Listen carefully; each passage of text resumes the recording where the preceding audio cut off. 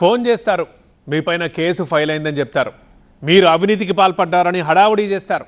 Income tax కట్టలేదని గడబిడ create చేస్తారు. ఇలా రకరకాల కారణాలతో కాల్స్ చేసి పోలీసులమని కలరింగ్ ఇస్తారు. సెటిల్మెంట్ చేసుకుంటే సరి, లేదంటే మీ చేతికి బేడీలు తప్పవు అని హెచ్చరిస్తారు. ఇలాంటి వారికి భయపడి అడిగిందల్లా ఇచ్చారా మీ జేబుకి కత్తెర ఖాయం. ఎందుకంటారా? కొత్త ఎత్తులతో దడ పుట్టిస్తున్న సైబర్ నేరగాల లీలలేంటో మీరే చూడండి. जो है ना अभी 8 साल के लिए ठोक दूंगा, 4 लफटर दोस्तों के साथ अरेस्ट किया मैंने।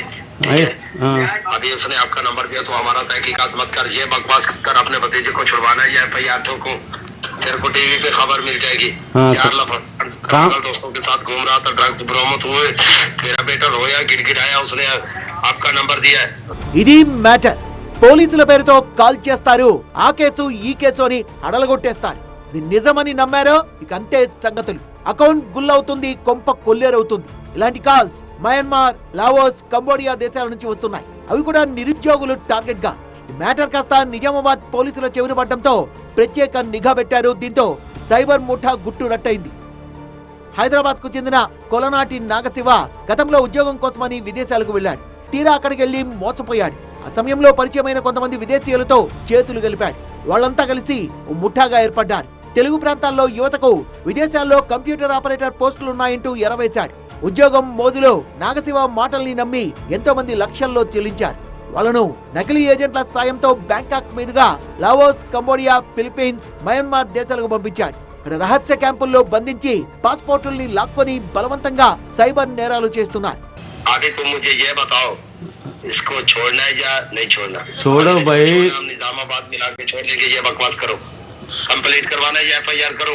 हाँ भाई, तहकीकात मत कर, आप पूरी एजेंसी पुलिस ऑफिसर है, साइबर क्राइम वाले। अच्छा, काम के भतीजे बेटे ने ये आपका नंबर और नाम सब कुछ दिया है। हाँ, कहाँ पर है अभी? क्या करना थी? कहाँ पर है अभी? हम थोड़ा साइड पे है। हाँ, उसको देव बात। సైబర్ ముఠా చేతికి చిక్కి బిలవిల్లాడిన ముగ్గురు యువకులు ఎలాగోలా వాళ్ళ బారి నుంచి బయటపడి పోలీసులను ఆశ్రయించారు. కేసు నమోదు చేసిన పోలీసులు నాగశివను అరెస్ట్ చేసి పీడీ యాక్ట్ నమోదు చేశారు. విదేశాల్లో ఉద్యోగాలు ఇప్పిస్తామంటే 1కి 4 సార్లు ఆలోచించుకోవాలన్నారు పోలీసులు. ఇక డిజిటల్ అరెస్ట్ అని కాల్ చేస్తే నమ్మొద్దని, అలాంటి కాల్స్ వస్తే వెంటనే తమకు సమాచారం ఇవ్వాలంటున్నారు. డిజిటల్ అరెస్ట్ అనేది ఉండదు. ఎవరిని పోలీసులు ఫోన్ ద్వారా అరెస్ట్ చేస్తాము, మిమ్మల్ని అరెస్ట్ చేస్తున్నామని మీకు ఎవరూ ఫోన్ చేయరు. పోలీసులే కాదు, బ్యాంక్ వాళ్ళు, RBI, ED, వేరే వేరే ముంబై పోలీస్ అంటారు, ఢిల్లీ పోలీస్ అంటారు, లేదంటే ఎన్ఫోర్స్మెంట్ డైరెక్టర్ ED నుంచి అంటారు, CBI నుంచి అంటారు, ఎవరైనా అట్లా ఏదేదో పేర్లు చెప్తూ ఉంటారు మిమ్మల్ని మోసం చేయడానికి. అటువంటి వాళ్ళని నమ్మకండి. మిమ్మల్ని ఎవరు ఫోన్ ద్వారా ఆన్లైన్లో ఎవరు అరెస్ట్ చేయరు, అండ్ అరెస్ట్ చేసే వాళ్ళు మీకు ఫోన్ చేసి చెప్పరు. ఇది గుర్తుపెట్టుకోండి. రెండో విషయం, ఇట్లా డిజిటల్ అరెస్ట్ చేస్తున్నారు అని ఎవరైనా చేస్తే ఇమీడియట్గా మాకు ఇంటిమేషన్ ఇవ్వండి.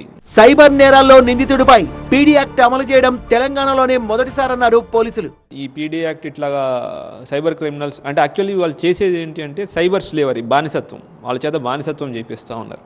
అటువంటి వాళ్ళ మీద స్ట్రిక్ట్గా తీసుకోవాలని ఒక జడ్జిమెంట్లో ఈవెన్ సుప్రీంకోర్టు కూడా చెప్పింది. సో మనం ఇటువంటి జడ్జిమెంట్స్ అన్ని కోట్ చేసుకుంటూ ఇట్లా జరుగుతుందని మనం చెప్తూ పీడీ యాక్ట్ ఇన్వోక్ చేయడం జరిగింది. కమిషనర్ ఆఫ్ పోలీస్గా నాకు అధికారం ఉంది కాబట్టి నేను పీడీ యాక్ట్ ఇన్వోక్ చేశాను. దాంట్లో 1 సంవత్సరం పాటు అతను జైల్లోనే ఉంటాడు. సో అతను బయట ప్రపంచానికి కనెక్షన్ కట్ అయిపోయి ఇంకోసారి అటువంటి యాక్షన్ చేయాలంటే భయపడతాడు. విదేశాల్లో ఉద్యోగాల పేరుతో మోసమైన డిజిటల్ అరెస్టులంటూ కాల్స్ అయినా అంతా ఫేక్ అంటున్న పోలీసులు ఎన్ని జాగ్రత్తలు తీసుకున్నా, ఇంకెన్ని చర్యలు చేపట్టినా సైబర్ నేరగాళ్లు కొత్త తరహాలో మోసాలకు పాల్పడుతున్నారన్నారు. అపరిచితుల నుంచి కాల్స్, మెసేజ్లు, లింకులు వచ్చినా రెస్పాండ్ కావద్దని సజెస్ట్ చేస్తున్నారు పోలీసులు.